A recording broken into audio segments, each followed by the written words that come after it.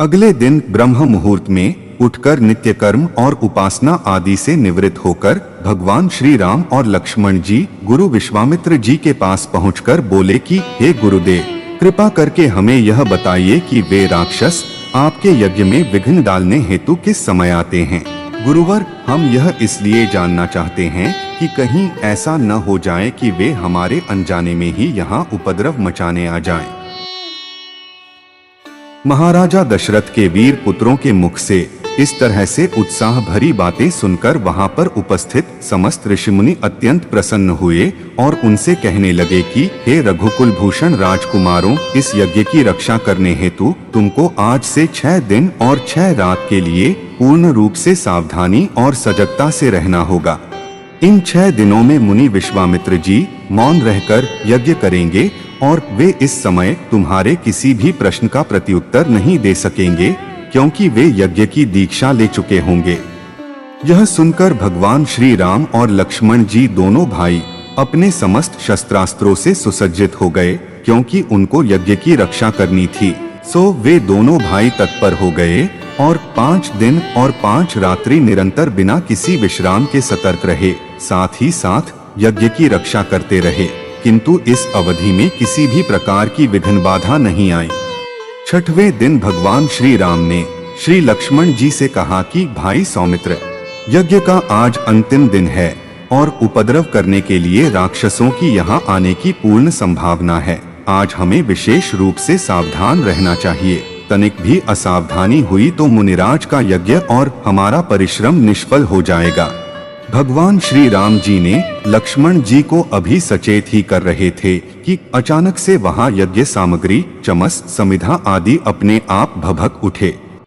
आकाश से ऐसी ध्वनि उभर आई जैसे मेघ गरज रहे हों और सैकड़ों बिजलियां कड़कती हुई धरती पर आ रही हो। इसके पश्चात ही मारीच और सुबाहु की राक्षसी सेना रक्त, मांस, मज्जा, अस्थियों आदि की वर्षा करने लगी तथा रक्तपात होने लगे, जिन्हें देखकर भगवान श्री राम ने उपद्रवकारियों पर अपनी एक खोजपूर्ण दृष्टि डाली। आकाश में मायावी राक्षसों की सेना को देखकर भगवान श्री राम ने अपने भाई श्री लक्ष्मण जी से कह पड़े कि लक्ष्मण, तुम धनुष लेकर सावधान हो जाओ, तब तक मैं मानवास्त्र वर्षा कर इन महापापियों की सेनाओं को धरातल पर गिराता हूँ। इस तरह से कहकर भगवान श्री राम जी असाधारण फुर्ती और कौशलता का प्रदर्शन करते हुए उन पर मानवास्त्र छोड़ते हैं। मानवास्त्र की आंधी उठकर वेग में आ जाती है, जो जाकर मारीच की छाती में भी जा लगती है और वह उसके वेग के कारण उड़कर 100 योजन अर्थात 400 कोस दूर समुद्र में जा गिरता है।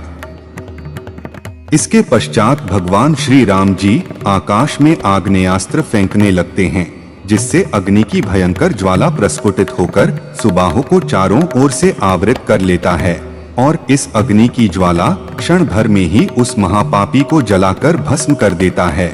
जब उसका जला हुआ शरीर पृथ्वी पर गिरता है तो बड़े जोर का धमाका होता है, जिसके आघात से अनेकों वृक्ष टूट कर धरती पर गिर पड़ती है।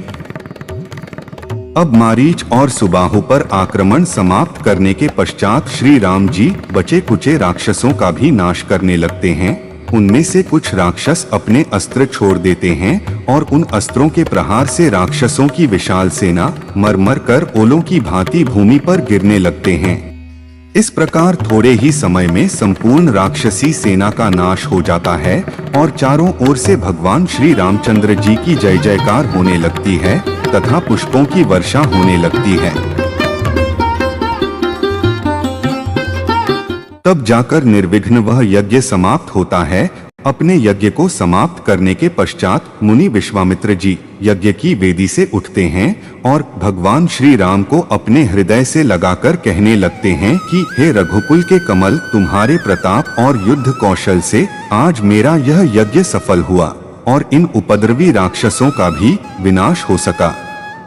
आज तुमने वास्तव में इस सिद्धाश्रम को कृतार्थ कर दिया है। हे राम, तुम इस विश्व भर में महान हो।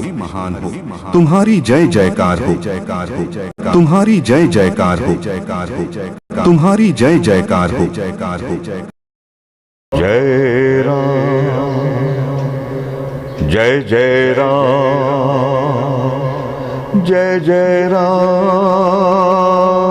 श्री राम, जय राम, श्री राम, जय जय राम, श्री राम, जय राम, श्री राम, जय श्री राम। बोलो बोलो सियापति रामचंद्र की जय। पवन पुत्र हनुमान की जय। माता सीता की जय।